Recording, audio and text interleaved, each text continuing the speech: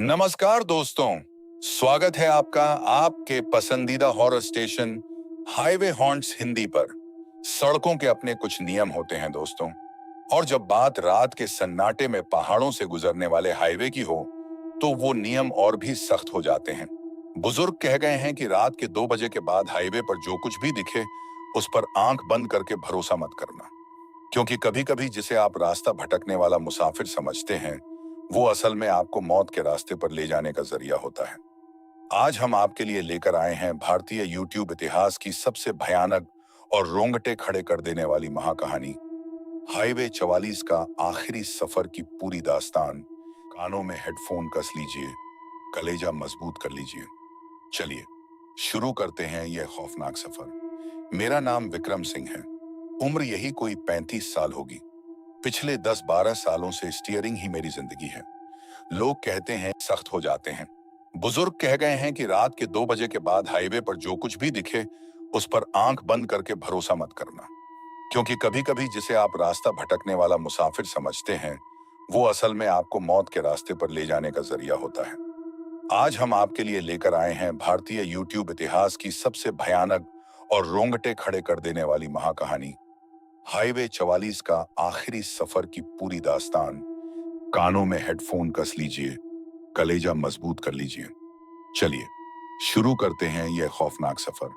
मेरा नाम विक्रम सिंह है। उम्र यही कोई 35 साल होगी। पिछले 10-12 सालों से स्टीयरिंग ही मेरी जिंदगी है। लोग कहते हैं कि ट्रक ड्राइवर की जिंदगी बड़ी आजाद होती है, लंबी सड़कें, नए शहर, नए लोग। पर सच कहूं तो इस आजादी के पीछे एक बहुत बड़ा अकेलापन और जान का जोखिम हमेशा छुपा रहता है। खासकर जब आप पहाड़ों के संकरे और खतरनाक मोड़ों पर गाड़ी चला रहे हों, जहां एक छोटी सी चूक आपको सीधे 1000 फीट गहरी खाई में गिरा सकती है। मेरा संबंध उत्तराखंड की कुख्यात काल भैरव घाटी से है, जहां के लोग मजबूत जिगर के माने जाते हैं। लेकिन उस रात जो मेरे साथ हुआ, उसने मेरे उस मजबूत जिगर के चिथड़े उड़ा दिए। उस दिन दोपहर के करीब 12 बज रहे थे, जब हमारे दिल्ली के ट्रांसपोर्ट मालिक चौधरी समर प्रताप का फोन आया। उनकी आवाज में अजीब सी हड़बड़ी और एक भारीपन था। उन्होंने बिना कोई भूमिका बनाए सीधे कहा, विक्रम, एक बहुत जरूरी और बेहद गोपनीय डिलीवरी है। दिल्ली के एक बड़े पोल्ट्री फार्म से अंडों के सैकड़ों क्रेट्स लोड करने हैं, और उन्हें हिमाचल प्रदेश के बॉर्डर पर स्थित एक बेहद अंदरूनी और कटे हुए पहाड़ी गांव रुद्रपुर पहुंचाना है। माल कल सुबह 5 बजे से पहले हर हाल में वहां उतर जाना चाहिए। पार्टी बहुत रसूखदार है। अगर काम समय पर हो गया तो तुम्हें और तुम्हारे क्लीनर को उम्मीद से 2 गुना बोनस मिलेगा। पैसों की सख्त जरूरत थी, इसीलिए मैंने अपनी अंतरात्मा की आवाज को दबाकर तुरंत हाँ कह दिया। मैंने अपने क्लीनर और बचपन के दोस्त धीरज को आवाज दी। धीरज सिर्फ मेरा क्लीनर नहीं था, मेरे छोटे भाई जैसा था। पिछले 4 सालों से हम दोनों ने साथ में हजारों किलोमीटर का सफर तय किया था। वो स्वभाव से थोड़ा कच्चा था, भूत प्रेत की कहानियों पर जल्दी भरोसा कर लेता था, लेकिन गाड़ी के काम में उसका कोई सानी नहीं था। हम तुरंत पोल्ट्री फार्म पहुंचे। मजदूरों ने फटाफट क्रेट्स लोड करना शुरू कर दिया। करीब 2 घंटे में हमारा 10 चक्का ट्रक पूरी तरह से भर चुका था। मैंने कागजात चेक किए, मालिक से आधा एडवांस ऑनलाइन लिया, और दोपहर ठीक 2 बजे हमारा सफर शुरू हो गया। शुरुआती सफर बहुत अच्छा था। पहाड़ों की ठंडी हवा खिड़की से अंदर आ रही थी, और धीरज खिड़की से बीड़ी का धुआं छोड़ते हुए अपने घर की बातें कर रहा था। लेकिन जैसे जैसे शाम ढलने लगी, पहाड़ बड़े बड़े काले सायों की तरह सड़क को घेरने लगे। हम हाईवे 44 के उस पुराने रूट पर आ गए थे, जो बेहद संकरा, पथरीला और सुनसान था। चारों तरफ सिर्फ घना जंगल था और अजीब सी खामोशी। रात के 10 बज चुके थे। बारिश अब इतनी तेज हो चुकी थी कि ऐसा लग रहा था मानो आसमान फट गया हो। विंडस्क्रीन पर पानी इतनी तेजी से गिर रहा था कि वाइपर को फुल स्पीड पर चलाने के बाद भी सामने की सड़क देखना एक जुआ खेलने जैसा था। सड़क पर हमारे ट्रक की हेडलाइट के अलावा और कोई रोशनी नहीं थी। रास्ता पूरी तरह से वीरान था। एक तरफ ऊंचे काले पहाड़ जो किसी दानव की तरह खड़े थे, और दूसरी तरफ हजारों फीट गहरी खाई, जिसमें से बादलों की सफेद धुंध किसी साए की तरह ऊपर उठ रही थी। धीरज को नींद आने लगी थी। उसने अपनी आंखें मलते हुए कहा, विक्रम भाई, कहीं गाड़ी रोको। एक कप कड़क चाय नहीं मिली तो मैं यहीं स्टीयरिंग पर सिर रख दूंगा। वैसे भी ये इलाका मुझे कुछ ठीक नहीं लग रहा। तभी थोड़ी दूर आगे पेड़ों के झुरमुट के पीछे एक मध्यम सी पीली रोशनी दिखाई दी।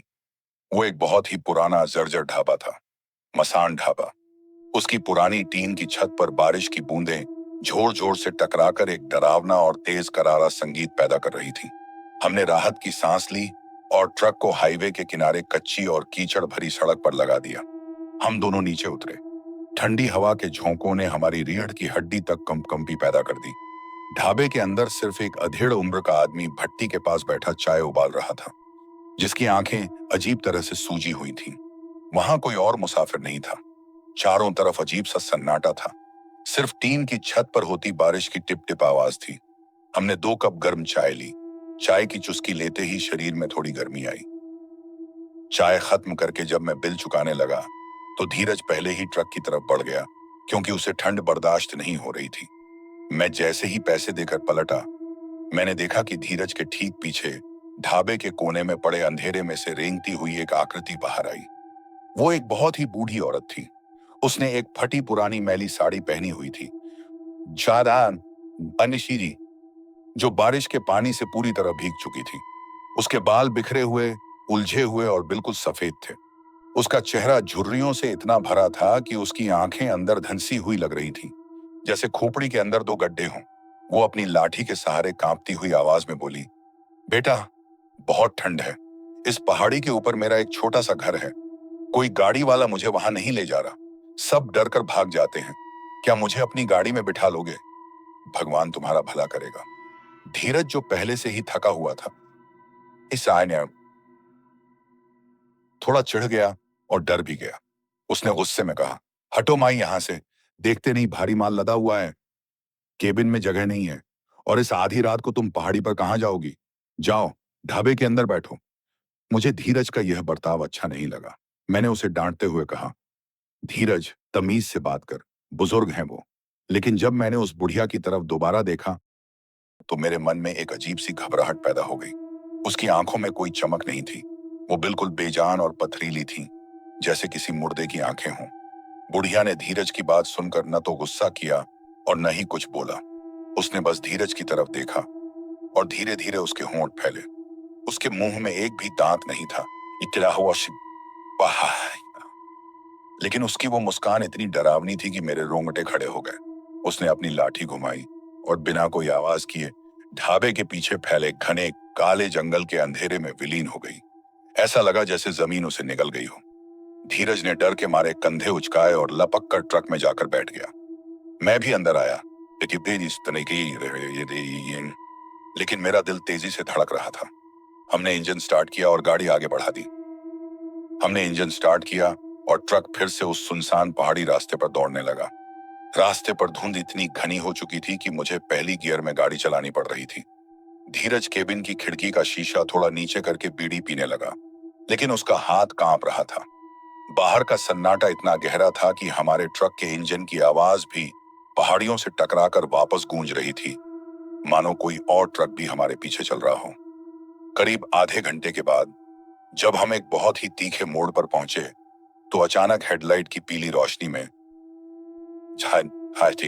50 मीटर आगे मुझे रास्ते के बिल्कुल बीचों बीच कोई खड़ा दिखाई दिया। इतनी रात को इस भयानक बारिश में कोई बीच सड़क पर कैसे खड़ा हो सकता था? मेरा पैर अपने आप ब्रेक पैडल पर चला गया।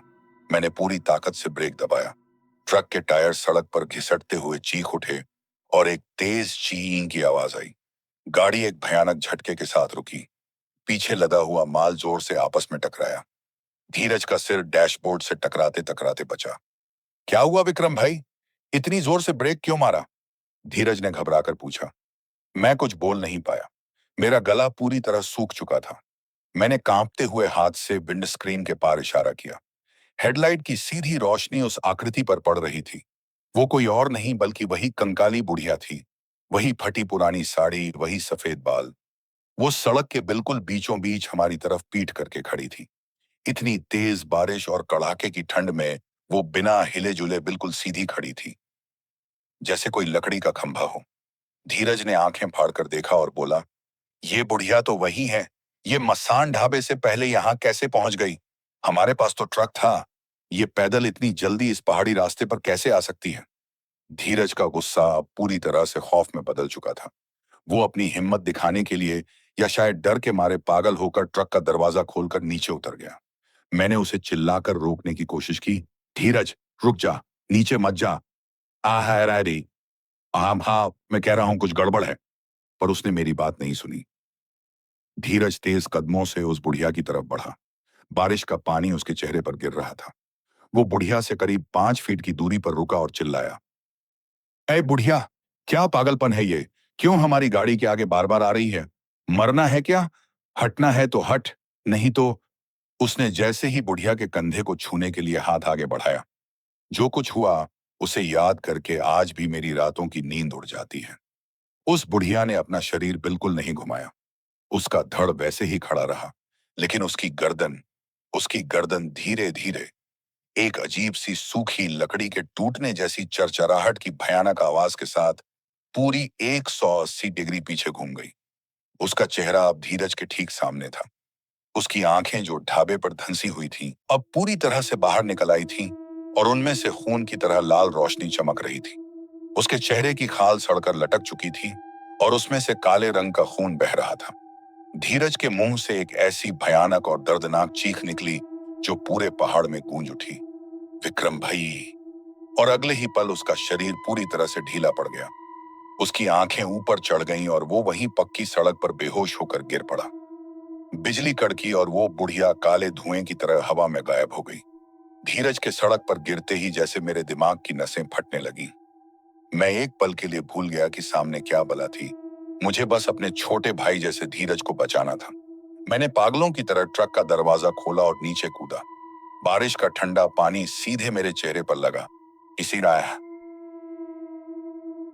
लेकिन मेरा शरीर डर के मारे भीतर से जल रहा था। सड़क पर फैले उस घने अंधेरे में, हेडलाइट की पीली रोशनी में धीरज का शरीर बेजान पड़ा था। मैंने उसके पास पहुंचकर उसे हिलाया। धीरज, ओए धीरज, आंखें खोल भाई। लेकिन उसके शरीर में कोई हरकत नहीं थी। उसका चेहरा पूरी तरह सफेद पड़ चुका था और उसके होंठ नीले हो रहे थे, जैसे किसी ने उसके शरीर का सारा खून सोख लिया हो। अचानक मुझे अपने पीछे घने जंगल की झाड़ियों में से किसी के हंसने की धीमी और बारीक आवाज आई। ही। वो आवाज उसी कंकाली बुढ़िया की थी। मैंने मुड़कर देखा और नहीं तो मैं ओमवायन कैम। तो पेड़ों के ऊंचे सायों के बीच दो लाल आंखें हवा में तैरती हुई दिखाई दी। वो साया धीरे धीरे हमारी तरफ बढ़ रहा था। मेरा दिल इतनी जोर से धड़क रहा था कि मुझे उसकी धक धक आवाज अपने कानों में सुनाई दे रही थी। मैंने बिना एक पल गंवाए धीरज को दोनों हाथों से पकड़ा और पूरी ताकत से घसीटते हुए ट्रक की तरफ ले जाने लगा। कीचड़ और बारिश की वजह से सड़क पर फिसलन थी और धीरज का शरीर किसी भारी पत्थर जैसा लग रहा था। किसी तरह अपनी पूरी जान लगाकर मैंने उसे पैसेंजर सीट पर चढ़ाया और सीट बेल्ट से बांध दिया। जैसे ही मैं खुद ड्राइवर सीट पर बैठा और दरवाजा बंद किया, ट्रक की विंडो स्क्रीन पर जोर से कुछ टकराया। धड़ाम। मैंने डरते हुए सामने देखा। विंड स्क्रीन पर कीचड़ और काले खून से सना एक हाथ का पंजा छपा हुआ था। इंजन चालू करने के लिए जब मैंने चाबी घुमाई तो ट्रक ने एक अजीब सी घरघराहट की और बंद हो गया। मेरा गला सूख गया। मैंने हनुमान चालीसा का जाप करते हुए दोबारा चाबी घुमाई और इस बार भगवान की कृपा से डीजल इंजन भारी आवाज के साथ गरज उठा। मैंने पहले गियर में एक्सीलेटर दबाया और ट्रक को उस खतरनाक पहाड़ी रास्ते पर दौड़ा दिया। रियर व्यू मिरर में मुझे बार बार ऐसा लग रहा था मानो कोई काला साया हवा में उड़ता हुआ हमारे ट्रक के ठीक पीछे आ रहा हो। आ, इसको हुई गरीम। लेकिन जब भी मैं ध्यान से देखता, पीछे सिर्फ धुंध और बारिश का तांडव नजर आता। मेरे दिमाग में बस एक ही बात चल रही थी, मुझे किसी भी तरह रुद्रपुर प्रेत गांव पहुंचना है, जहां हमें माल डिलीवर करना था और धीरज के लिए कोई मदद ढूंढनी थी। लगभग 45 मिनट तक बिना रुके मौत के साए में ट्रक चलाने के बाद दूर पहाड़ियों के बीच कुछ मध्यम रोशनी दिखाई दी। सड़क के किनारे एक पुराना सड़ चुका लकड़ी का बोर्ड लगा था जिस पर लिखा था, रुद्रपुर में आपका स्वागत है। लेकिन वहां का नजारा देखकर ऐसा बिल्कुल नहीं लग रहा था कि वहां किसी का स्वागत हो सकता है। गांव के मुहाने पर पहुंचते ही चारों तरफ एक अजीब सी सड़ांध फैली हुई थी, जैसी मरे हुए जानवरों की होती है। चारों तरफ सन्नाटा था। घर पत्थरों और देवदार की पुरानी लकड़ी से बने थे, लेकिन लगभग सभी घरों के दरवाजे और खिड़कियां बाहर से लोहे की सांकलों से बंद थे। मैंने गांव के बीचों बीच बने एक छोटे से चौक पर ट्रक रोका। ट्रक रुकते ही हेडलाइट की रोशनी में सामने से 3-4 लोग लाठियां और मशालें लिए बाहर निकले। उनके चेहरों पर अजीब सा खौफ था। उनमें से एक अधेड़ उम्र का आदमी आगे आया और जिसने कंबल ओढ़ा हुआ था। वही इस गांव के मुखिया अमर सिंह थे।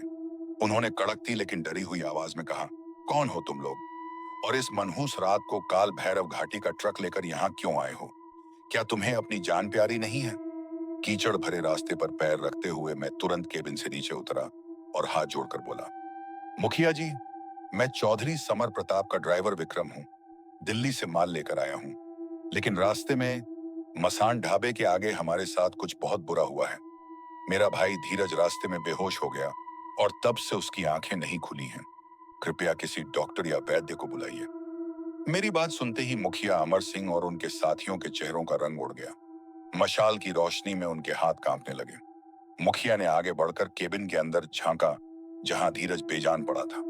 धीरज के गले पर काले रंग के 2 उंगलियों के निशान उभर आए थे। देखते ही मुखिया अमर सिंह 2 कदम पीछे हट गए और हांफते हुए बोले, सर्वनाश, जिसका डर था वही हुआ। इसे किसी बीमारी ने नहीं पकड़ा है। इस पर रक्त पिशाचिनी का साया पड़ चुका है। तुमने मसान ढाबे के पास उस कंकाली बुढ़िया को देखा है ना? वो वापस आ गई है और ये बहुत बुरा संकेत है। मुखिया अमर सिंह ने तुरंत अपने आदमियों से कहा, जल्दी तब आते ही जल्दी करो, इसे ऐसे ही खुला नहीं छोड़ सकते। धीरज को उठाकर तुरंत ओझा धनंजय के पास ले चलो। अगर देर हुई तो ये शरीर हमारे लिए ही आफत बन जाएगा। 4-5 मजबूत ग्रामीणों ने मिलकर धीरज को ट्रक से उतारा। उसका शरीर अब पूरी तरह से बर्फ जैसा ठंडा हो चुका था। हम सब गांव के एक कोने में बने एक पुराने मुन्ने से छड़ाकाए धुएं से काले हो चुके घर में पहुंचे। यही ओझा धनंजय का ठिकाना था। घर के अंदर चारों तरफ सूखी जड़ी बूटियां, जानवरों की खोपड़ियां और अजीब अजीब से तांत्रिक यंत्र लटके हुए थे। ओझा धनंजय की उम्र लगभग 65 साल थी। उनकी आंखें बिल्ली जैसी चमकती थीं। जैसे ही धीरज को चटाई पर लिटाया गया, धनंजय ने तुरंत उसकी आंखों की पलकें उठाईं। धीरज की आंखों की पुतलियां पूरी तरह से गायब हो चुकी थीं। आह, सिर्फ सफेद हिस्सा दिख रहा था। ओझा ने अपनी झोली से एक खास जड़ी बूटी का काला अर्क निकाला और धीरज की नाक के पास लगाया। फिर उन्होंने कुछ मंत्र बुदबुदाते हुए उसके माथे पर भस्म मली, लेकिन धीरज के शरीर में कोई हलचल नहीं हुई।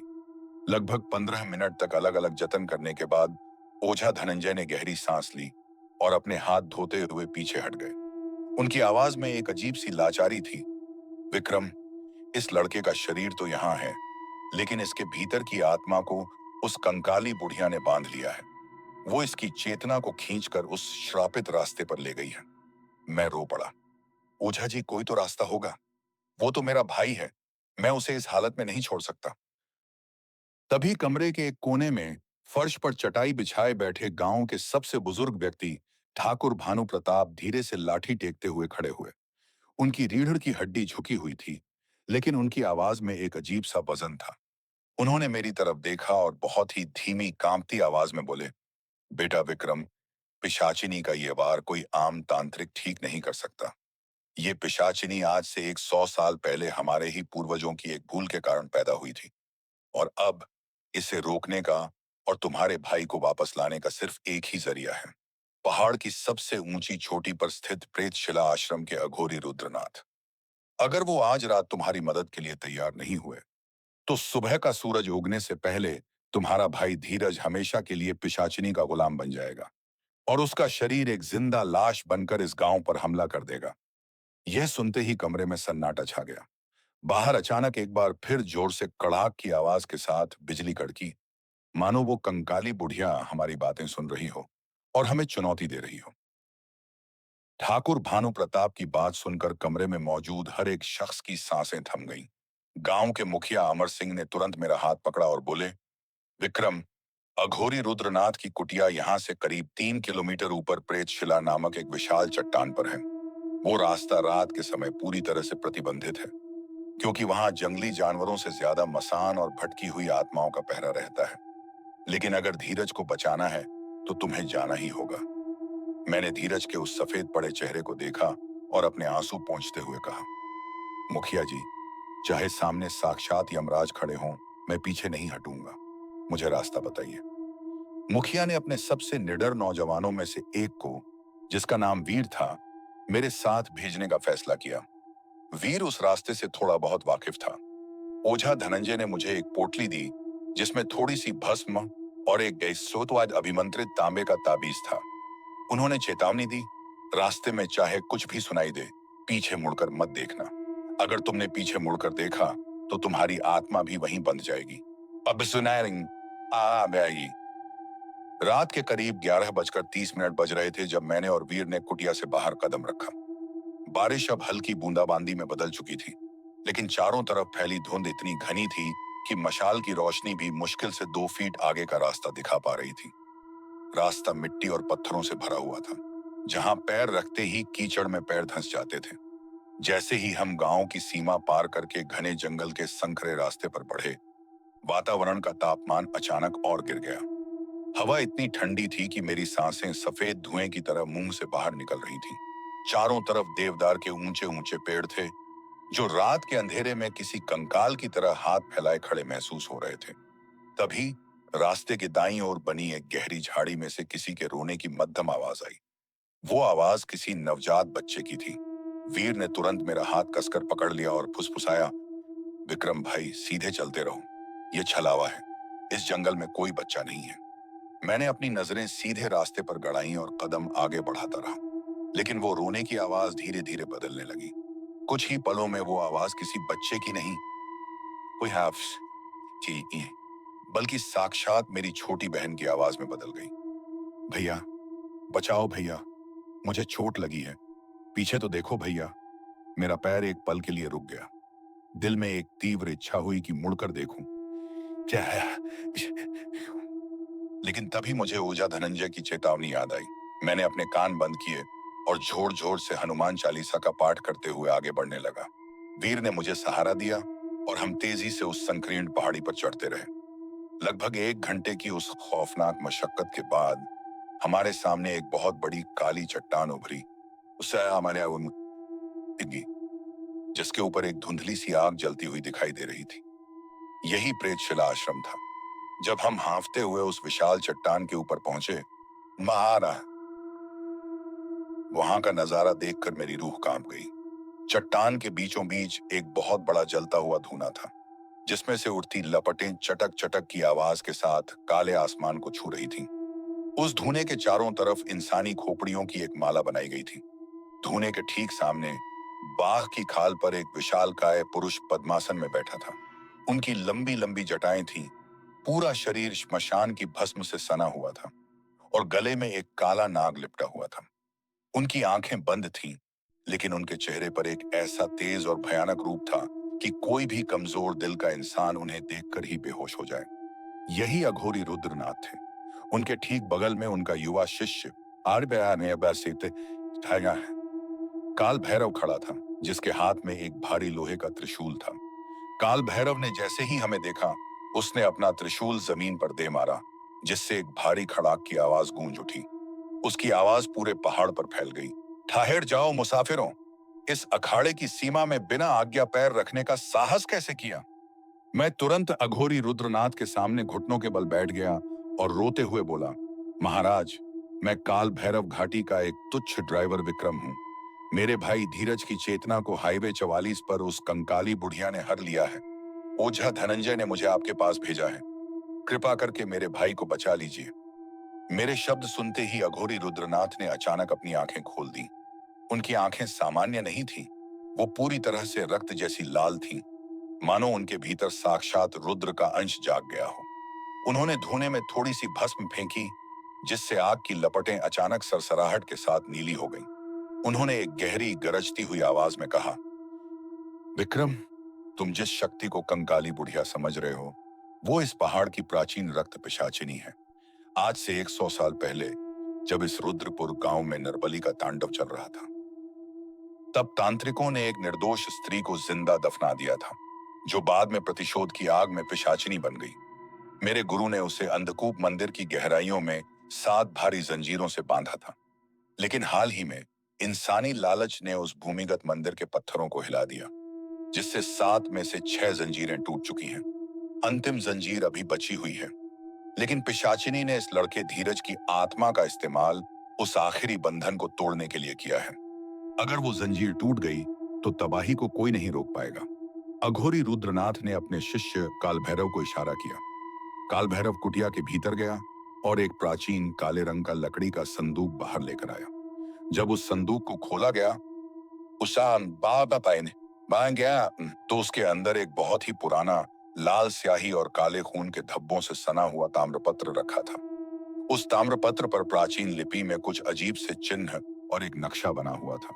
अघोरी रुद्रनाथ ने उस ताम्रपत्र पर अपनी भस्म लगी उंगली फेरते हुए कहा, विक्रम, इस ताम्रपत्र में उस अंधकूप मंदिर का पूरा रास्ता और उस पिशाचिनी को दोबारा कैद करने का गुप्त मंत्र लिखा है। गौर से देखो इस नक्शे को। मैंने ध्यान से देखा।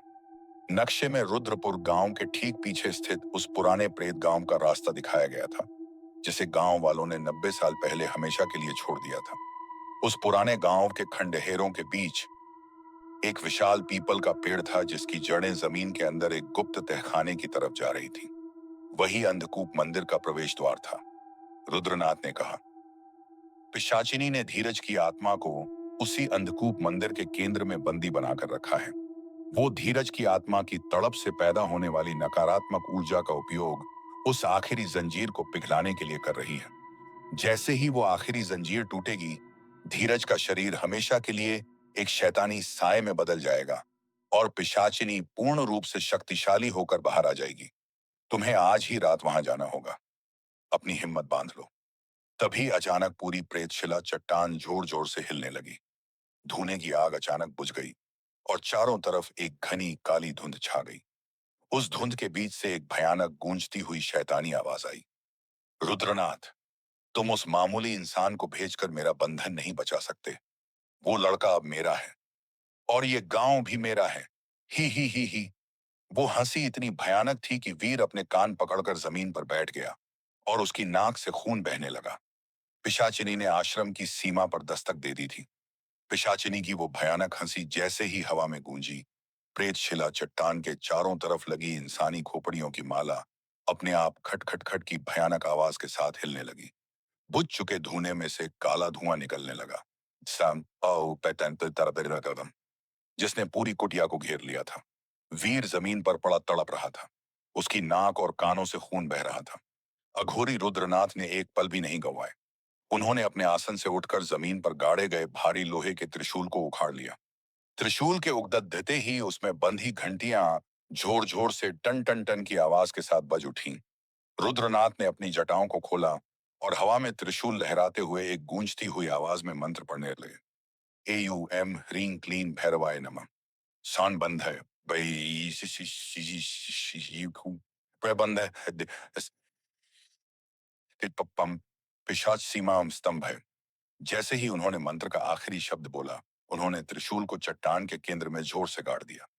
त्रिशूल से एक नीली रोशनी की लहर निकली, जिसने उस घनी काली धुंध को चीर कर रख दिया। हवा में एक दर्दनाक चीख गूंजी, ओ! और वो काली धुंध पल भर में छौंट गई। वीर की सांसें वापस सामान्य हुई, लेकिन वो पूरी तरह से सहम चुका था। रुद्रनाथ ने हांफते हुए मेरी तरफ देखा। उनके माथे पर पसीने की बूंदें चमक रही थीं। उन्होंने कहा, विक्रम, पिशाचिनी की शक्ति हर पल बढ़ रही है। उसने मेरे अखाड़े की सुरक्षा रेखा को भी कमजोर कर दिया है। अब तुम्हारे पास सोचने का समय नहीं है। काल भैरव तुम्हारे साथ जाएगा। ये तुम्हें उस पुराने प्रेत गांव के खंडहरों तक सुरक्षित पहुंचाएगा।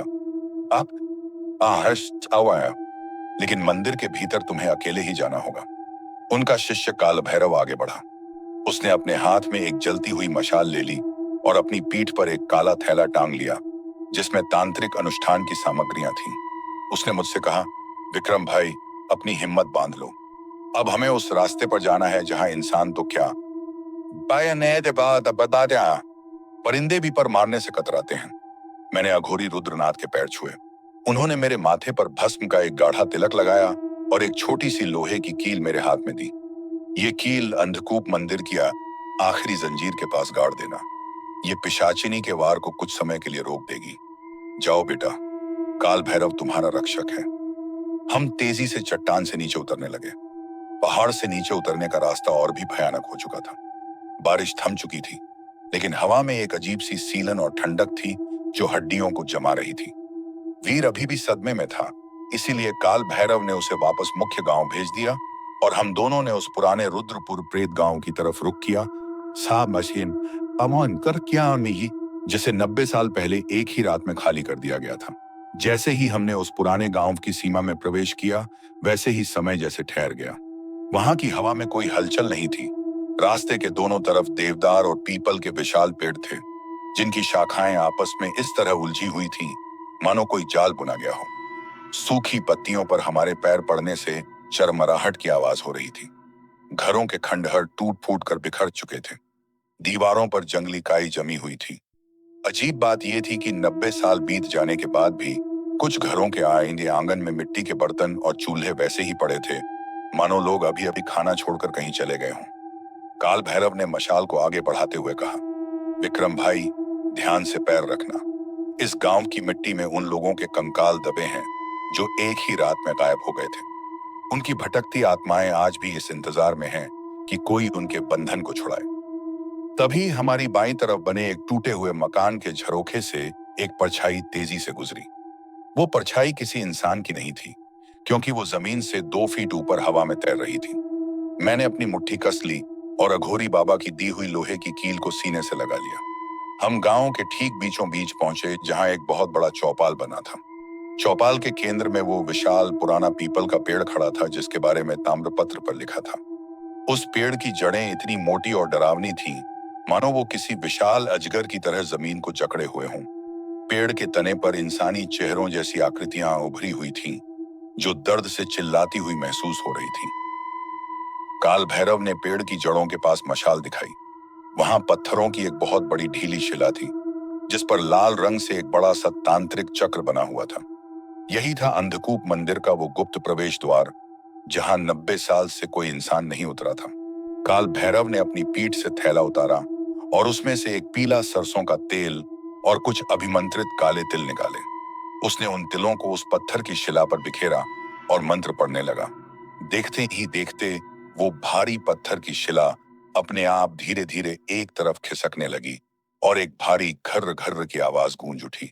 जैसे ही शिला पूरी तरह हटी, नीचे से एक बेहद ठंडी और बदबूदार हवा का झोंका बाहर निकला। वो बदबू इतनी तीखी थी कि मुझे उल्टी होने लगी। ऐसा लग रहा था मानो नीचे सैकड़ों लाशें एक साथ सड़ रही हों। नीचे पूरी तरह से घना अभेद्य अंधेरा था। पत्थर की सीढ़ियां और नीचे की तरफ जा रही थीं, बाएं साहब, जो बेहद संकरी और फिसलन भरी थी। काल भैरव ने अपनी मशाल मुझे सौंप दी और बहुत ही गंभीर आवाज में कहा, विक्रम भाई, मेरी सीमा यहीं तक थी। इस अंधकूप मंदिर के भीतर कोई भी तांत्रिक या अघोरी कदम नहीं रख सकता, क्योंकि पिशाचिनी की शक्ति वहां चरम पर है। अगर मैं नीचे गया, तू पहाड़ पाए तुझ पर ताने के नान्यम, तो वो मेरी तांत्रिक ऊर्जा को सोख कर तुरंत आजाद हो जाएगी। तुम्हें अकेले ही नीचे जाना होगा। धीरज की आत्मा तुम्हें वहीं मिलेगी। मेरा दिल बैठ गया। मैंने अपनी घबराहट को दबाया। शाओमीन मशाल को दाहिने हाथ में पकड़ा, बाएं हाथ में बाबा की दी हुई लोहे की कील ली और पहली सीढ़ी पर पैर रख दिया। सीढ़ी पर पैर रखते ही ऊपर का वो भारी पत्थर का द्वार एक भयानक धड़ाम की आवाज के साथ अपने आप बंद हो गया। ऊपर से काल भैरव की आवाज और बाहर की दुनिया का हर संपर्क हमेशा के लिए कट गया। अब मैं था, मेरी मशाल की मध्यम रोशनी थी और नीचे गहराई में मेरा इंतजार करती वो भयानक रक्त पिशाचिनी। द्वार बंद होते ही जो आवाज हुई वो दिखाई नहीं पाया। उसने मेरे कानों के पर्दे हिला दिए। चारों तरफ ऐसा घना अंधेरा छा गया कि अगर मैं मशाल बुझा देता तो मुझे अपना हाथ भी दिखाई नहीं देता। सीढ़ियां बहुत संकरी थीं और उन पर एक अजीब सी चिकनाई थी, जैसे पत्थरों पर पानी नहीं बल्कि कोई गाढ़ा खून लगा हो। बंद गुफा में मेरे जूतों की आवाज खटखट करके गूंज रही थी। दूर कहीं पानी की बूंद टपक टपक कर गिर रही थी। मैं दीवार का सहारा लेकर धीरे धीरे नीचे उतरने लगा। दीवारें भी देवदार की पुरानी जड़ों से घिरी हुई थीं, जो ऐसी लग रही थी मानो किसी कंकाल की उंगलियां मुझे पकड़ने के लिए बाहर निकल रही हों। जैसे जैसे मैं गहराई में जा रहा था, हवा का दबाव बढ़ता जा रहा था। मेरे कानों में एक अजीब सी सांस की तीखी आवाज गूंजने लगी, जिससे मेरे सिर में तेज दर्द होने लगा। तभी मुझे ऐसा महसूस हुआ कि मेरे ठीक पीछे कोई और भी सीढ़ियां उतर रहा है। मैंने अपने कदम रोके। पीछे चलने की आवाज भी तुरंत रुक गई।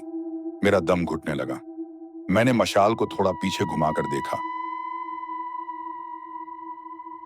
लेकिन वहां सीढ़ियों के खालीपन और घने अंधेरे के अलावा कुछ नहीं था। मैंने फिर से 2 कदम नीचे बढ़ाए और तुरंत मेरे पीछे से भी 2 भारी कदमों की आहट आई। खट खट। अब मेरा डर गुस्से में बदलने लगा था। मैंने चिल्लाकर कहा, कौन है वहां? सामने आओ। ओझा धनंजय और अघोरी रुद्रनाथ का रक्षक मेरे साथ है। मेरी आवाज उस बंद गुफा की दीवारों से टकराकर कई बार गूंजी। लेकिन जवाब में कोई इंसान सामने नहीं आया। उसकी जगह सीढ़ियों के नीचे की गहराइयों से एक बेहद तीखी, सूखी और कांपती हुई सांस लेने की आवाज आई, जैसे कोई बहुत बूढ़ा इंसान मरते वक्त आखिरी सांसें ले रहा हो।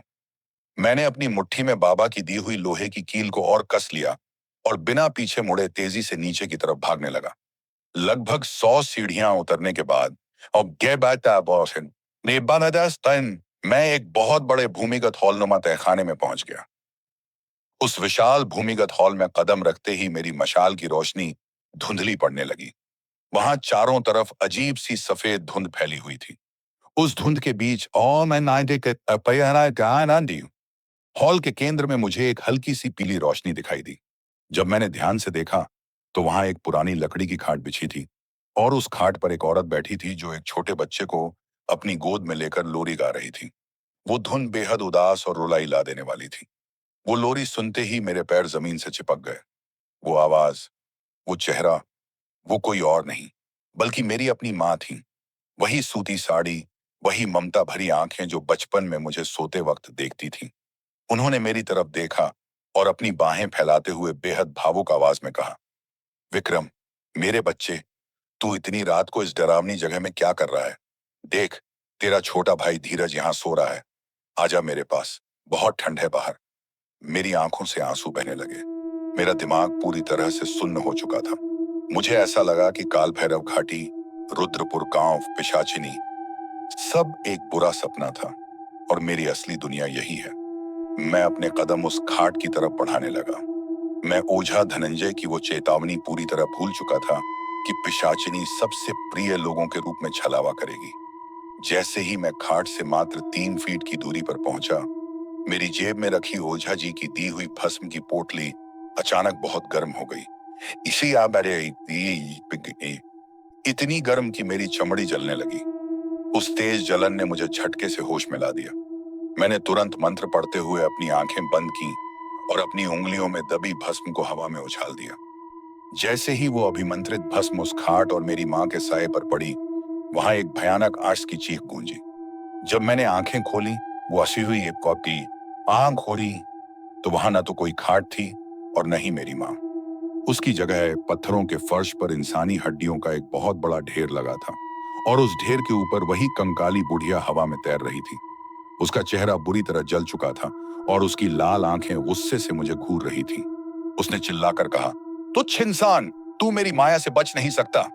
पिशाचिनी के उस रौद्र रूप को देखकर मेरी रूह कांप गई, लेकिन अब पीछे हटने का कोई रास्ता नहीं था। मैंने बाएं हाथ में पकड़ी बाबा की लोहे की कील को आगे बढ़ाया। कील को देखते ही पिशाचिनी थोड़ा पीछे हटी, मानो उसे उस लोहे की कील से कोई तीव्र भय हो। उसने अपने काले हाथों को हवा में लहराया और एक झटके में गायब हो गई। हॉल के दूसरे छोर पर एक बहुत बड़ा लोहे का भारी दरवाजा था, जो अपने आप खुल गया। उसके भीतर से एक बहुत ही तेज खूनी लाल रंग का प्रकाश बाहर आ रहा था। मैं लपक कर उस दरवाजे के पार पहुंचा। यही था अंधकूप मंदिर का मुख्य गर्भगृह। वहां का दृश्य देखकर किसी भी कमजोर इंसान का कलेजा मुंह को आ जाए। गर्भगृह के बीचों बीच एक बहुत बड़ा गहरा गड्ढा था, जिसके अंदर से खौफनाक लाल धुआं और लावा जैसी लपटें धधक रही थीं। उस कुएं के ठीक ऊपर हवा में लोहे की 6 मोटी मोटी जंजीरें टूटी हुई लटक रही थीं और आपस में टकराकर खन खन खन की भयानक आवाज कर रही थीं। केवल एक आखिरी 7वीं जंजीर बची थी, जो कुएं के केंद्र में बंधी हुई थी, और उस आखिरी जंजीर से धीरज की आत्मा बंधी हुई थी। धीरज का साया हवा में लटका हुआ था। उसके पूरे शरीर से नीली रोशनी निकल रही थी जो धीरे धीरे उस आखिरी जंजीर में समा रही थी। वो जंजीर उस नीली रोशनी की गर्मी से पिघलने लगी थी। धीरज तड़प रहा था और उसके मुंह से बिना आवाज के चीखें निकल रही थी। कुएं के मुहाने पर काले पत्थरों के बीच एक दरार थी, जहां उस आखिरी जंजीर का मुख्य जोड़ लगा था। वही वो जगह थी जहां पिशाचिनी का अंतिम बंधन टिका था। तभी पिशाचिनी कुएं के पीछे से अचानक प्रकट हुई। इस बार उसका आकार एक विशाल साए जैसा हो चुका था, जिसके लंबे लंबे नुकीले नाखून थे। उसने अपनी भयानक आवाज में कहा, विक्रम, अगर तुमने एक कदम भी आगे बढ़ाया तो मैं इस लड़के की आत्मा के टुकड़े टुकड़े करके इस अंधकूप में बहा दूंगी। मैंने अपने डर को काबू में किया। मुझे अघोरी रुद्रनाथ के शब्द याद आए, अंतिम जंजीर अभी बची हुई है, ये कील जंजीर के पास गाड़ देना। मैंने अपनी पूरी ताकत बटोरी, मशाल को जमीन पर फेंका और उस कुएं के मुहाने की तरफ पागलों की तरह दौड़ा। पिशाचिनी ने एक भयानक दहाड़ मारी और अपने नुकीले नाखूनों वाला हाथ हवा को चीरते हुए सीधे मेरी छाती की तरफ बढ़ा दिया। पिशाचिनी का वो खौफनाक हाथ जैसे ही मेरी छाती की तरफ बढ़ा, मुझे लगा कि आज मेरा आखिरी सफर यहीं खत्म हो जाएगा। उसकी उंगलियों से निकलने वाली सड़न की बदबू इतनी तेज थी कि मेरा दम घुटने लगा। लेकिन ऐन वक्त पर ओझा धनंजय का दिया हुआ वो अभिमंत्रित तांबे का ताबीज बेबैम जो मेरे गले में था, जोर से चमक उठा। उस ताबीज से एक दिव्य सुरक्षा कवच जैसी रोशनी निकली। जैसे ही पिशाचिनी के नाखून उस रोशनी से टकराए, एक जोरदार बूम का धमाका हुआ और पिशाचिनी पीछे हट गई। उसके हाथ की उंगलियां जल चुकी थीं और उनमें से धुआं निकल रहा था। वो दर्द और गुस्से में चिल्लाई, तांत्रिकों के खिलौने तुम्हें ज्यादा देर नहीं बचा पाएंगे विक्रम। मुझे समझ आ गया कि ये एक आखिरी मौका है। मैंने बिना एक पल गंवाए अघोरी रुद्रनाथ की दी हुई उस भारी लोहे की कील को दोनों हाथों से पकड़ा और उस काले पत्थर की दरार की तरफ कूदा, जहां आखिरी जंजीर का लॉक लगा था। पिशाचिनी ने हवा में उड़ते हुए अपनी माया से पत्थरों की बारिश शुरू कर दी। बड़े बड़े पत्थर गुफा की छत से टूटकर मेरे आसपास गिरने लगे। एक भारी पत्थर सीधे मेरे दाहिने कंधे पर आकर कड़ाक की आवाज के साथ लगा। मेरी चीख निकल गई और मेरा दायां हाथ सुन्न पड़ गया। असहनीय दर्द के बावजूद मैंने बाएं हाथ से उस लोहे की कील को जंजीर के मुख्य जोड़ पर टिकाया और फर्श पर पड़े एक भारी पत्थर से उस पर जोरदार वार किया। ठक, कील पत्थर के भीतर धंसने लगी। जंजीर से चिंगारियां निकलने लगीं। पिशाचिनी पागलों की तरह चीखने लगी, क्योंकि उस कील के धंसते ही उसकी शक्तियां जंजीर से कटने लगी थीं। धीरज की आत्मा को जो नीली रोशनी पिघला रही थी, वो रुक गई। मैंने अपनी पूरी बची हुई ताकत लगाई और अघोरी रुद्रनाथ का बताया वो महामंत्र जोर से चिल्लाकर पढ़ा, एतु नमः श्मशान वासिने रुद्र रूपाय पिशाच बंधनम कुरु कुरु स्वाहा, और पत्थर से कील पर आखिरी चोट मारी। कील पूरी तरह पत्थर के सीने में धंस गई और जंजीर का वो खूनी लॉक हमेशा के लिए सील हो गया। जैसे ही वो अंतिम बंधन सील हुआ, कुएं के अंदर से उठने वाली लाल लपटें अचानक शांत हो गईं। हवा में लटका धीरज का वो नीला साया जंजीर के चंगुल से छूट गया और एक तेज रोशनी के गोले में बदलकर सीधे ऊपर की तरफ भागा, जहां रुद्रपुर गांव में उसका शरीर पड़ा था। पिशाचिनी अपनी पराजय देखकर पूरी तरह पागल हो गई। उसने एक भयानक दहाड़ मारी, अगर मैं आजाद नहीं हो सकती तो तुम दोनों में से कोई भी यहां से जिंदा बाहर नहीं जाएगा। उसने अपनी बची खुची आसुरी शक्ति से उस पूरे भूमिगत अंधकूप मंदिर की दीवारों को ढाना शुरू कर दिया। बड़ी बड़ी चट्टानें और खंभे धड़ धड़ धड़ की आवाज के साथ भर भराकर गिरने लगे। चारों तरफ धूल का गुबार छा गया। मैं दर्द के मारे अपने कंधे को पगडिडी दे फर्श पर गिरा हुआ था। चारों तरफ से रास्ता बंद हो रहा था। मौत मेरे सिर पर मंडरा रही थी।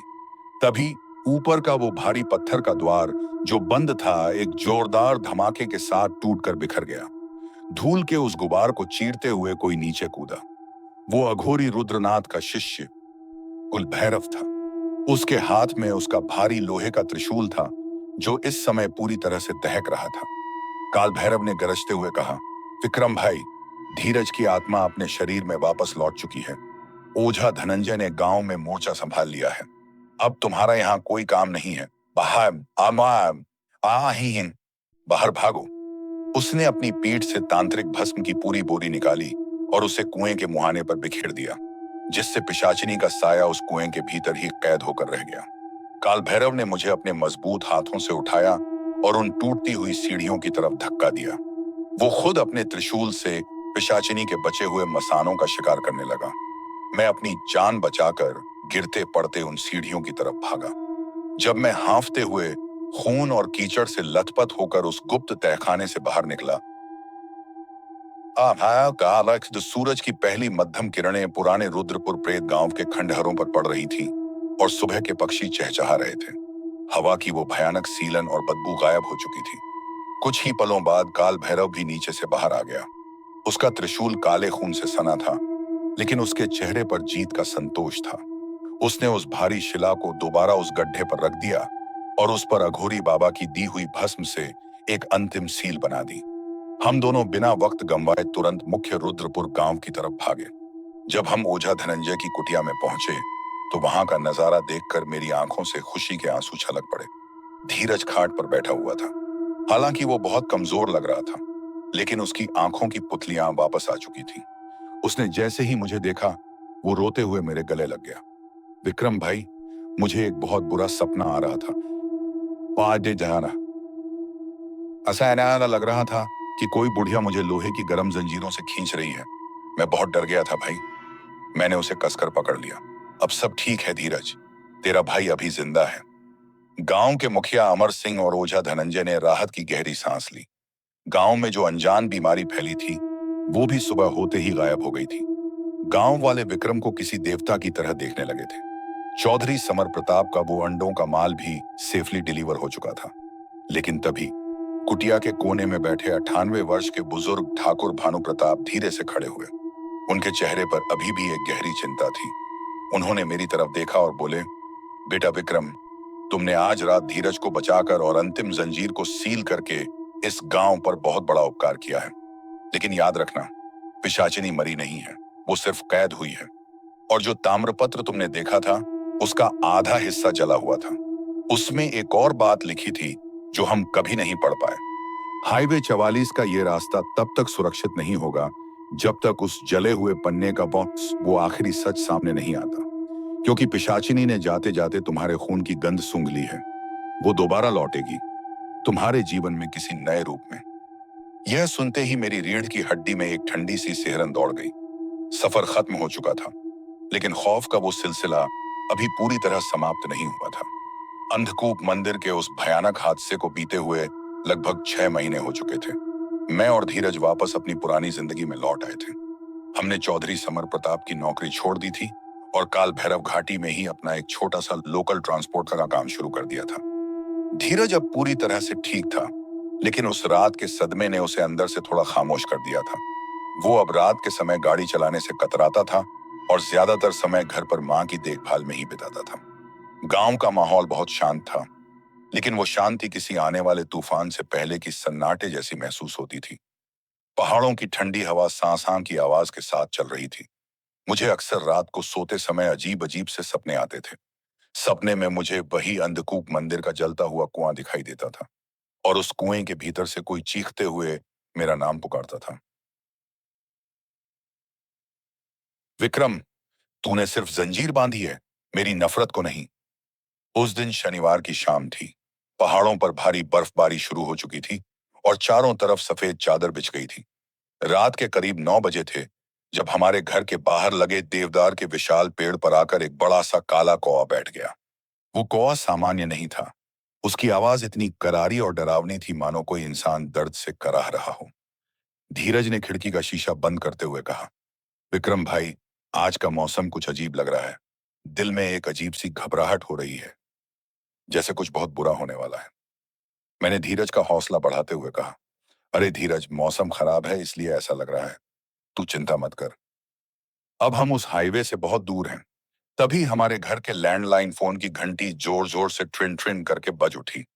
इस आधी रात को पहाड़ों पर बर्फबारी के बीच किसका फोन हो सकता था? मैंने आगे बढ़कर फोन का रिसीवर उठाया। जैसे ही मैंने कान से लगाया, दूसरी तरफ से किसी के हांफने की आवाज आई। वो आवाज बहुत कमजोर और कांपती हुई थी। वि, विक्रम बेटा, दूसरी तरफ से आवाज आई। वो आवाज सुनते ही मेरे हाथ कांपने लगे।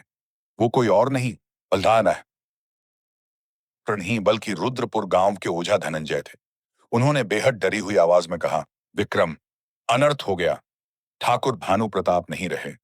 और और वो ताम्रपत्र चोरी हो गया है। ओझा धनंजय के मुंह से ठाकुर भानु प्रताप की मौत और ताम्रपत्र की चोरी की खबर सुनकर मेरे पैरों तले जमीन खिसक गई। मैंने फोन को कसकर पकड़ा और चिल्लाया, ओझा जी, ये कैसे हो सकता है? अंधकूप मंदिर तो सील था, फिर ताम्रपत्र किसने चुराया? और ठाकुर दादा को क्या हुआ? फोन पर नेटवर्क बहुत खराब था। बार बार अजीब सी सरसराहट की घदाहट आ रही थी, जैसे कोई हमारे बीच की बातचीत को टेप कर रहा हो। ओझा धनंजय ने खांसते हुए कहा, विक्रम, ठाकुर दादा मरे नहीं हैं, उन्हें मारा गया है। उनकी छाती पर कंकाली बुढ़िया के वही खूनी नाखून के निशान मिले हैं। पिशाचिनी का वो साया गांव में वापस नहीं आया है, बल्कि गांव के भीतर का ही कोई इंसान है जो उस पिशाचिनी की शक्ति को हासिल करना चाहता है। उसने उस जले हुए ताम्रपत्र का आखिरी सच जान लिया है। वो पन्ना पूरी तरह जला नहीं था। उस पर पिशाचिनी के मुक्त होने का एक और गुप्त मार्ग लिखा था। तभी फोन के उस पार ओझा धनंजय के घर का दरवाजा एक भारी धड़ाम की आवाज के साथ टूटने की आवाज आई। इसके बाद ओझा धनंजय की एक दिल दहला देने वाली चीख गूंजी, नहीं, तुम यहां कैसे आ गए? दूर रहो मुझसे। विक्रम, वो आ गया है, वो तुम्हारे पास आ रहा है, बचाओ। विक्रम, खून का हिसाब तो पूरा करना ही होगा। फोन के रिसीवर से एक बेहद भारी, शैतानी और जानी पहचानी गूंजती हुई हंसी आई। वो आवाज सुनते ही मैंने फोन का रिसीवर पटक दिया। पूरा शरीर पसीने से भीग चुका था। धीरज ने घबराकर पूछा, क्या हुआ विक्रम भाई? किसका फोन था? मैंने धीरज की आंखों में देखा और बहुत ही गंभीर आवाज में कहा, धीरज, हमें अभी के अभी इसी वक्त रुद्रपुर गांव के लिए निकलना होगा। ओझा धनंजय मुसीबत में है और ठाकुर दादा की मौत हो चुकी है। पिशाचिनी का वो खौफनाक खेल हमारे दरवाजे तक पहुंच चुका है। धीरज रुद्रपुर गांव का नाम सुनते ही थर थर कांपने लगा, लेकिन वो जानता था कि अगर हम आज नहीं गए तो वो बला हमें काल भैरव घाटी में भी ढूंढ निकालेगी। हमने बिना एक पल गंवाए अपनी पुरानी पिकअप गाड़ी निकाली। धीरज ने अपनी सुरक्षा के लिए ओझा जी का दिया हुआ वो पुराना ताबीज अपने पास रख लिया और मैंने अपनी सीट के नीचे एक लोहे की भारी रॉड रख ली। रात के ठीक 11 बजे हमारा सफर शुरू हुआ। बाहर का नजारा बेहद खौफनाक था। तेज बर्फीला तूफान सां की आवाज के साथ चल रहा था, जिससे विंड स्क्रीन पर बर्फ की मोटी परत जमती जा रही थी। वाइपर पूरी ताकत से चल रहे थे, लेकिन 5 फीट आगे का रास्ता भी दिखाई नहीं दे रहा था। सड़कें पूरी तरह सुनसान थीं। पहाड़ों के मोड़ इतने फिसलन भरे थे कि गाड़ी चर्र चर्र करके फिसल रही थी और थोड़ी सी भी अनियंत्रित होती तो हम सीधे खाई में समा जाते। जैसे ही हमारी गाड़ी ने हाईवे 44 के उस पुराने श्रापित रूट पर प्रवेश किया, गाड़ी का रेडियो अपने आप चालू हो गया। रेडियो पर कोई गाना नहीं बज रहा था, बल्कि उसमें से किसी के रोने और कराहने की आवाजें आ रही थीं। धीरज ने घबराकर रेडियो बंद करने की कोशिश की, लेकिन बटन दबाने के बाद भी वो बंद नहीं हुआ। अचानक गाड़ी की हेडलाइट की रोशनी में रास्ते के किनारे बर्फ के ढेर पर एक लाल रंग का कपड़ा पड़ा हुआ दिखाई दिया। जब हम गाड़ी लेकर उस कपड़े के पास से गुजरे तो मेरा दिल एक पल के लिए रुक गया। वो कोई साधारण कपड़ा नहीं था। वो वही लाल रंग का पुराना कपड़ा था जिसमें बद्री दादा ने पुरखों की उस रहस्यमयी पोथी और ताम्रपत्र को लपेट कर रखा था। वो कपड़ा खून से पूरी तरह लथपथ था और उस पर ताजे इंसानी मांस के टुकड़े चिपके हुए थे। धीरज चिल्लाया, विक्रम भाई, गाड़ी मत रोकना, ये वही छलावा है, वो हमें फंसाना चाहती है। मैंने एक्सीलेटर पर पैर दबाया और गाड़ी की रफ्तार बढ़ा दी, लेकिन तभी गाड़ी के पीछे वाले हिस्से पर जोर से कुछ गिरने की भारी धड़ाम की आवाज आई। ऐसा लगा जैसे किसी बहुत भारी जीव ने हमारी चलती गाड़ी पर पीछे से छलांग लगा दी हो। गाड़ी का संतुलन बिगड़ने लगा और पीछे की चादर पर खट खट खट की आवाज आने लगी, मानो कोई हमारी खिड़की का शीशा तोड़कर अंदर आने की कोशिश कर रहा हो। गाड़ी की छत पर होने वाली उस रेंगने और घिसटने की आवाज ने हमारे रोंगटे खड़े कर दिए। लोहे की चादर मुड़ने की चर्र चर्र आवाज आ रही थी। धीरज ने डर के मारे अपना सिर घुटनों के बीच छुपा लिया और जोर जोर से हनुमान चालीसा का पाठ करने लगा। बर्फीले तूफान के बीच गाड़ी की रफ्तार 40 से ऊपर ले जाना साक्षात आत्महत्या करने जैसा था, लेकिन मेरे पास कोई और रास्ता नहीं था। मैंने रियर व्यू मिरर में देखा। पिकअप का पिछला हिस्सा खाली था, लेकिन गाड़ी की छत पर किसी भारी चीज के रेंगने की आवाज लगातार आगे बढ़ रही थी। अचानक गाड़ी के ठीक सामने वाले विंड स्क्रीन के ऊपर ठार आनार पर छत के किनारे से दो काले सड़े हुए हाथ नीचे लटके। उन हाथों के नाखून 4-4 इंच लंबे और नुकीले थे, जिन पर वफादार इंसानी खून साफ दिखाई दे रहा था। विक्रम भाई, वो ऊपर है, गाड़ी रोको या रफ्तार बढ़ाओ, कुछ करो भाई, धीरज पागलों की तरह चीखा। तभी विंडस्क्रीन के पार एक चेहरा उल्टा लटका। वो चेहरा देखकर मेरी चीख निकल गई।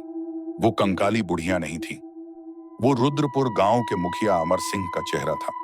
लेकिन उनकी आंखें पूरी तरह से सफेद थीं, मुंह खुला हुआ था जिसमें से काले रंग का झाग और खून टपक रहा था। उनका पूरा शरीर एक जिंदा लाश की तरह अकड़ा हुआ था। वो अपनी उंगलियों से विंडो स्क्रीन के शीशे को क्रीच क्रीच करके खरोंचने लगे। शीशे पर गहरी दरारें पड़ने लगी। मुझे समझ आ गया कि मुखिया अमर सिंह को पिशाचिनी के उस नए रूप ने अपना गुलाम बना लिया है। मैंने अपनी सीट के नीचे से वो भारी लोहे की रॉड निकाली, गाड़ी का स्टीयरिंग एक हाथ से संभाला और धीरज से कहा, धीरज, स्टीयरिंग पकड़ो।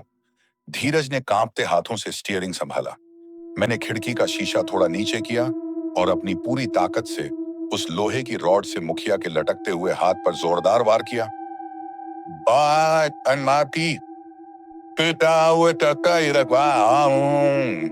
एक सूखी हड्डी के टूटने की कड़ाक की आवाज आई। मुखिया के मुंह से एक अमानवीय दर्दनाक चीख निकली और वो चलती गाड़ी की छत से फिसलकर पीछे सड़क पर जा गिरे। मैंने तुरंत धीरज से स्टीयरिंग वापस लिया और गाड़ी को बिना रोके आगे बढ़ा दिया।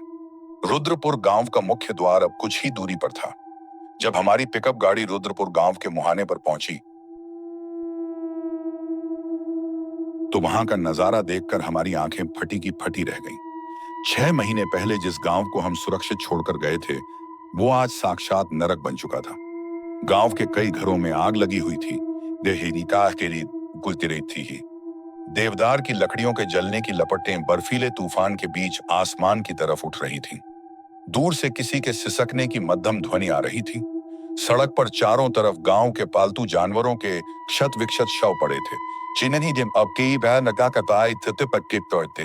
जिन्हें किसी ने बेरहमी से चीर डाला था। गांव में कोई भी इंसान जिंदा नजर नहीं आ रहा था। चारों तरफ सिर्फ मौत का सन्नाटा था। मैंने ओझा धनंजय के घर के सामने गाड़ी रोकी। उनके घर का भारी लकड़ी का दरवाजा पूरी तरह से टूटकर फर्श पर गिरा हुआ था। मैं और धीरज लोहे की रॉड और टॉर्च लेकर अंदर घुसे। घर के भीतर सब कुछ तहस नहस हो चुका था। तांत्रिक यंत्र और खोपड़ियां फर्श पर बिखरी पड़ी थीं और कमरे के ठीक बीचों बीच ओझा धनंजय एक कुर्सी पर बंधे हुए थे। उनका पूरा शरीर खून से लथपथ था। उनकी छाती पर किसी नुकीली चीज से एक बड़ा सा तांत्रिक चक्र बनाया गया था, ओह, कहता मैं, जिसमें से अभी भी खून रिस रहा था। मैं दौड़कर उनके पास पहुंचा। ओझा जी, ओझा जी, आंखें खोलिए, मैं विक्रम हूं। धनंजय ने बहुत ही मुश्किल से अपनी भारी पलकें उठाई। उनकी सांसें आखिरी गिनती पर थीं। उन्होंने मेरी तरफ देखा और उनके सूखे होंठों से बहुत ही धीमी आवाज निकली, विक्रम, तुम आ गए। मैंने उनके बंधन खोले और उन्हें नीचे लिटाया। ओझा जी, यह सब किसने किया? मुखिया अमर सिंह को क्या हुआ है? धनंजय ने खांसते हुए खून की उल्टी की और बोले, मुखिया मुखिया को उस गद्दार ने बलि चढ़ा दिया। विक्रम, वो ताम्रपत्र वो ताम्रपत्र पिशाचिनी के किसी दूत ने नहीं, बल्कि ठाकुर भानु प्रताप के अपने ही पोते प्रताप ने चुराया है। वो तांत्रिक शक्तियों के लालच में अंधा हो चुका है। उसने उस जले हुए पन्ने का सच जान लिया है। ओझा धनंजय की बात सुनकर मेरा दिमाग सुन्न हो गया। ठाकुर भानु प्रताप का पोता प्रताप, वो तो एक सीधा साधा नौजवान था, लेकिन शक्तियों की हवस इंसान को शैतान बना देती है। दिल की धड़कन तेज हो रही थी और ओझा की सांसों से घरघराहट आ रही थी। धनंजय ने मेरा हाथ कसकर पकड़ा। उन्होंने अपने हाथों की पकड़ में मरने से पहले की पूरी ताकत समेटी थी। उन्होंने कहा, विकाल भैरव, उस ताम्रपत्र के जले हुए हिस्से पर लिखा था कि अगर पिशाचिनी को अंधकूप मंदिर से पूर्ण रूप से आजाद करना है तो उसे किसी तांत्रिक अनुष्ठान की जरूरत नहीं है, बल्कि उस इंसान के पूरे परिवार की बलि देनी होगी जिसने अंतिम जंजीर को सील किया था, यानी तुम्हारी और धीरज की बलि। मेरी रीढ़ की हड्डी में एक ठंडी सिहरन दौड़ गई। पिशाचिनी की पूर्ण आजादी का रास्ता हमारे खून से होकर गुजरता था। धनंजय ने आगे कहा, प्रताप ने पिशाचिनी से सौदा किया है। वो तुम दोनों को ढूंढने के लिए काल भैरव घाटी की तरफ ही आ रहा था, लेकिन तुम दोनों खुद यहां आ गए। वो इस समय उसी पुराने रुद्रपुर प्रेत गांव के अंधकूप मंदिर में है। वो पिशाचिनी की 6 टूटी हुई जंजीरों की ऊर्जा को अपने भीतर सोख रहा है। विक्रम, तुम्हें उसे रोकना होगा। अघोरी रुद्रनाथ को खबर करो। प्रेतशिला आश्रम। इतना कहते ही ओझा धनंजय की आंखों की पुतलियां स्थिर हो गईं। उनका हाथ मेरे हाथ से छूटकर जमीन पर गिर गया। ओझा धनंजय अब इस दुनिया में नहीं रहे थे। धीरज रोने लगा। विक्रम भाई, अब हम क्या करेंगे? ओझा जी भी चले गए, मुखिया जी भी साया बन चुके हैं। हम प्रताप का सामना कैसे करेंगे? मैंने धनंजय की आंखों को धीरे से बंद किया, अपनी लोहे की रॉड को कसकर पकड़ा और खड़े होते हुए कहा, धीरज, रोने का समय चला गया। अगर आज हम पीछे हटे तो हमारी माँ और हमारा पूरा परिवार खत्म हो जाएगा। अघोरी रुद्रनाथ के पास जाने का समय नहीं है। प्रताप अंधकूप मंदिर में है। हमें सीधे मौत के उस कुएं में दोबारा उतरना होगा। आज फैसला होकर रहेगा। मैंने टॉर्च की रोशनी को प्रेतगांव के उस अंधेरे रास्ते की तरफ घुमाया, जहां बर्फ की सफेद चादर पर किसी के भारी जूतों के ताजे निशान बने हुए थे। वो निशान सीधे अंधकूप मंदिर की तरफ जा रहे थे। ओझा धनंजय के बेजान शरीर को उसी घर में छोड़कर मैं और धीरज बाहर निकले। बाहर बर्फीला तूफान अब अपनी चरम सीमा पर था। हवाएं सांसा करके चल रही थीं और पैर रखने पर बर्फ चर्र चर्र दब रही थी। आसमान से गिरने वाले बर्फ के टुकड़े हमारे चेहरों पर किसी नुकीली सुई की तरह चुभ रहे थे। टॉर्च की रोशनी में जमीन पर बने प्रताप के जूतों के निशान धीरे धीरे ताजी बर्फ से ढकते जा रहे थे। हमें बिना वक्त गंवाए तेजी से आगे बढ़ना था। जैसे ही हमने उस पुराने रुद्रपुर प्रेत गांव की सीमा में दोबारा प्रवेश किया, 6 महीने पुराना वो खौफनाक मंजर मेरी आंखों के सामने घूमने लगा। लेकिन इस बार यहाँ का खौफ पहले से कहीं ज्यादा गहरा था। खंडहर हो चुके देवदार के पेड़ों से बर्फ की जगह काले रंग का पानी टपक रहा था। धीरज का शरीर ठंड और डर से बुरी तरह कांप रहा था। उसने मेरा हाथ पकड़कर फुसफुसाया, विक्रम भाई, मुझे ऐसा लग रहा है कि कोई इन खंडहरों की टूटी हुई खिड़कियों के पीछे खड़ा होकर हमें देख रहा है। हवा में किसी के फुसफुसाने की आवाजें आ रही हैं। मैंने अपनी टॉर्च को उन खंडहरों की तरफ घुमाया। टॉर्च की पीली रोशनी जैसे ही एक टूटी हुई दीवार पर पड़ी, वहां एक नहीं, ठीक नहीं बल्कि दर्जनों काले साए हवा में लहराते हुए दिखाई दिए। वो गांव के उन निर्दोष लोगों की भटकती आत्माएं थीं, जिन्हें पिशाचिनी ने अपना गुलाम बना लिया था। उनकी आंखें खोखली थीं और उनके मुंह से रोने की मध्यम आवाजें आ रही थीं। हमें आजाद करो विक्रम, उसे रोको, वरना सब खत्म हो जाएगा। मैंने अपनी लोहे की रॉड को सीने से लगा लिया और धीरज से कहा, धीरज, अपनी आंखें सीधे रास्ते पर रखो। ये आत्माएं हमें डराने के लिए हैं। अच्छा, पाइट वो ठीक ही हैं, लेकिन हमारा असली दुश्मन नीचे अंधकूप में बैठा है। हम तेज कदमों से चलते हुए गांव के उस पुराने चौपाल पर पहुंचे, जहां वो विशाल पीपल का पेड़ खड़ा था। पेड़ की विशाल जड़ें इस बार बर्फ के नीचे से बाहर निकलकर किसी मरे हुए इंसान की उंगलियों की तरह हवा में कांप रही थीं। चौपाल के केंद्र में बना वो गुप्त पत्थर का द्वार, जो पिछली बार सील था, इस समय पूरी तरह से खुला हुआ था। उसके भीतर से खूनी लाल रंग की रोशनी बाहर आ रही थी और नीचे से किसी के जोर जोर से मंत्र पढ़ने की गूंजती हुई आवाज आ रही थी। प्रताप नीचे अपना तांत्रिक खेल शुरू कर चुका था। बिना एक पल भी सोचे मैंने टॉर्च बंद किया और हाथ में लोहे की रॉड लेकर उन संकरी पत्थर की सीढ़ियों से नीचे उतरना शुरू कर दिया। धीरज मेरे ठीक पीछे था। सीढ़ियों पर इस बार खून की सूखी परतें जमी हुई थीं, जिससे पैर रखते ही एक अजीब सी चरमराहट की आवाज हो रही थी। बंद गुफा में मंत्रों की भारी गूंज हो रही थी और नीचे कोई भयानक आग धधक रही थी। नीचे का तापमान इतना गर्म था मानो हम किसी धकती हुई भट्टी के अंदर जा रहे हों। दीवारें लाल रोशनी से चमक रही थीं। जैसे ही हम नीचे के उस विशाल भूमिगत हॉल में पहुंचे, वहां का दृश्य देखकर मेरा कलेजा कांप उठा। हॉल के केंद्र में उस गहरे कुएं के मुहाने पर प्रताप खड़ा था। उसने ठाकुर भानु प्रताप का वो चुराया हुआ प्राचीन ताम्रपत्र अपने हाथ में ले रखा था। उसकी आंखें पूरी तरह से काली हो चुकी थीं, पुतलियां गायब थीं। उसके पूरे शरीर की नसें नीले रंग की होकर त्वचा के बाहर उभर आई थीं, जिनमें पिशाचिनी की खूनी ऊर्जा दौड़ रही थी। कुएं के ऊपर हवा में लटकी 6 टूटी हुई जंजीरें हवा में पागलों की तरह हिल रही थीं और उनसे चिंगारियां निकल रही थीं। प्रताप जोर जोर से चिल्लाकर ताम्रपत्र पर लिखा वो प्रतिबंधित मंत्र पढ़ रहा था। रक्त पिशाचिनी जागृतम, अंतिम बंधनम खंडितम, मम रक्तम तव शक्ति पूर्ण रूपेण मुच्यते। कुएं के भीतर से साक्षात कंकाली बुढ़िया का वो विशालकाय खौफनाक साया बाहर आ रहा था।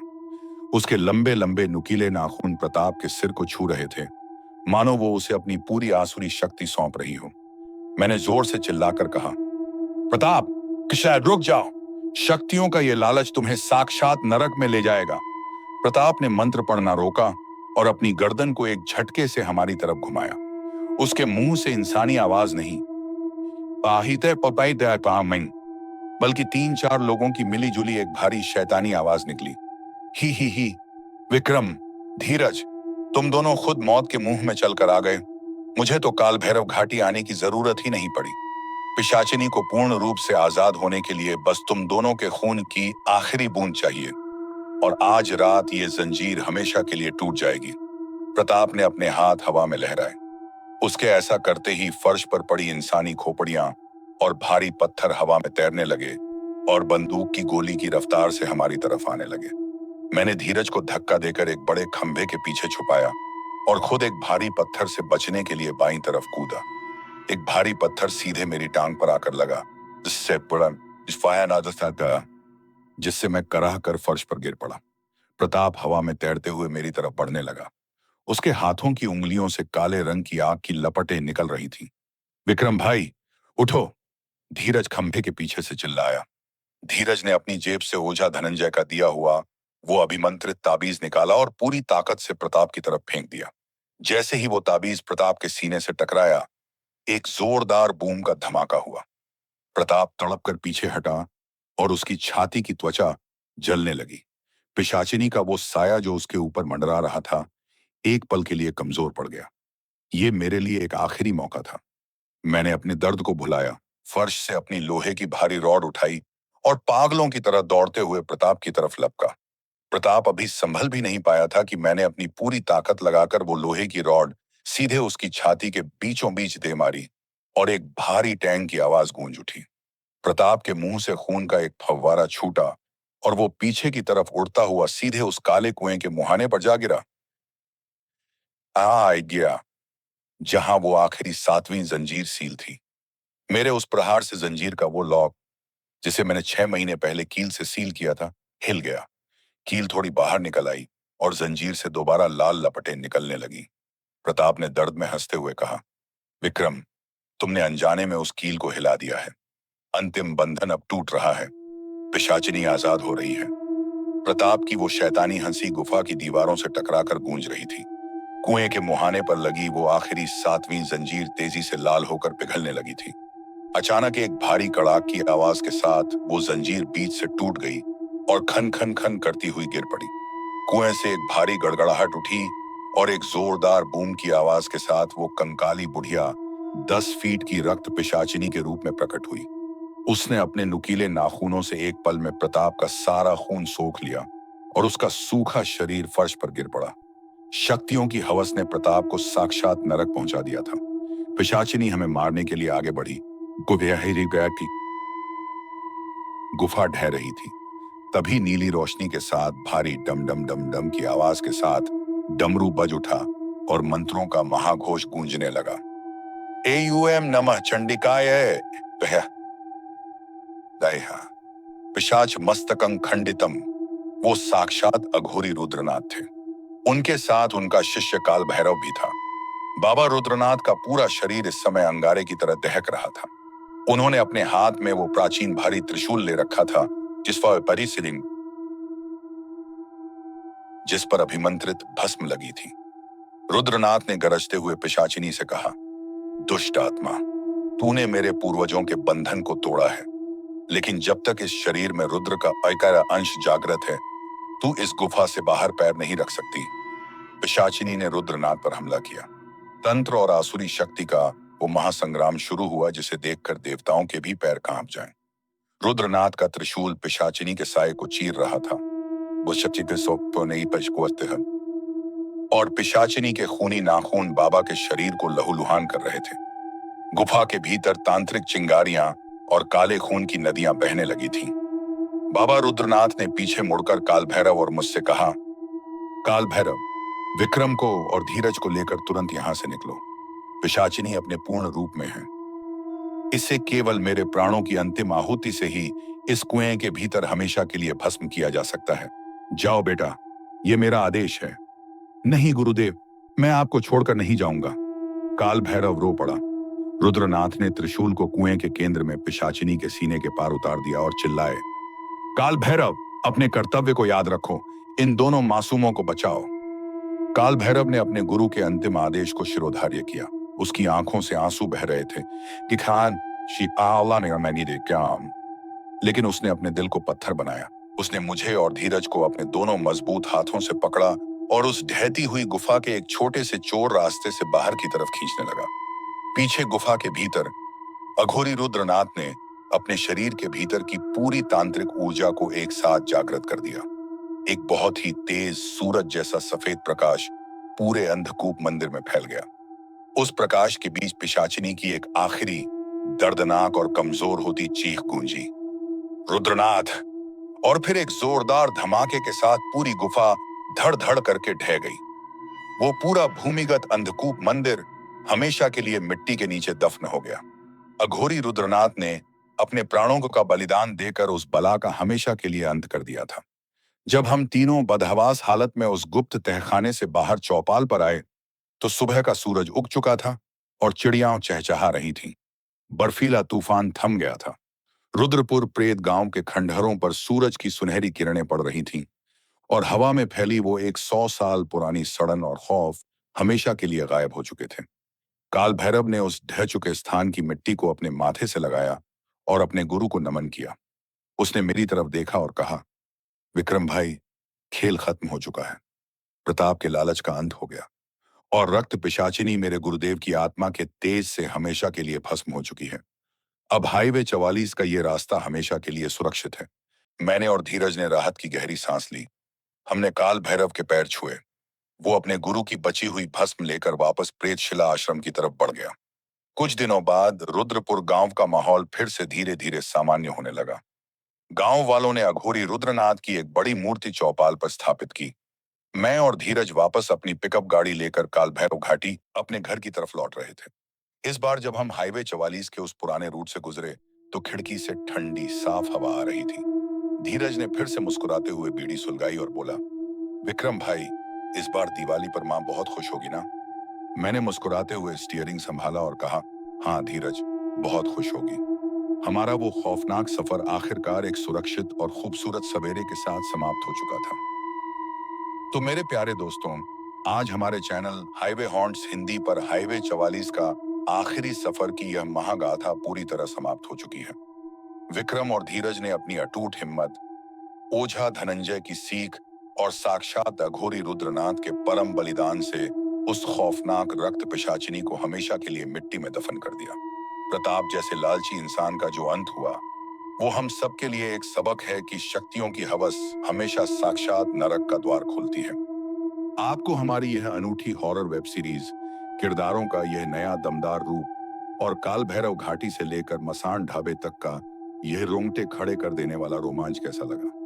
कमेंट सेक्शन में अपनी राय देना बिल्कुल मत भूलिएगा। वीडियो को तुरंत एक बड़ा सा लाइक दीजिए, दोस्तों के साथ शेयर कीजिए और हमारे चैनल को सब्सक्राइब करके घंटी का बटन दबाना मत भूलना। कमेंट में अपना और अपने शहर का नाम जरूर लिखिएगा। जल्द ही मिलेंगे एक बिल्कुल नई रोंगटे खड़े कर देने वाली सच्ची आपबीती के साथ। तब तक के लिए सुरक्षित रहिए, सावधान रहिए। अलविदा और शुभ रात्रि।